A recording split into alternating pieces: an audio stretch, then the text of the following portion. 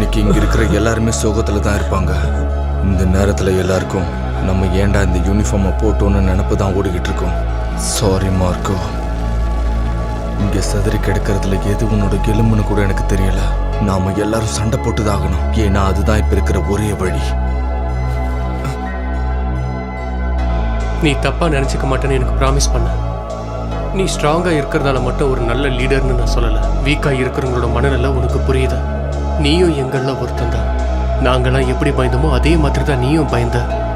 அதுதான் உன்னை அலாட்டா வச்சுக்குது. நீங்க எல்லாரும் டிசைட் பண்ணிட்டீங்களா எந்த ரெஜிமெண்ட்ல சேர போறீங்கன்னு?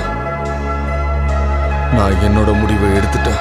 நான் ஸ்கவுட் ரெஜிமெண்ட்ல தான் சேர போறேன்.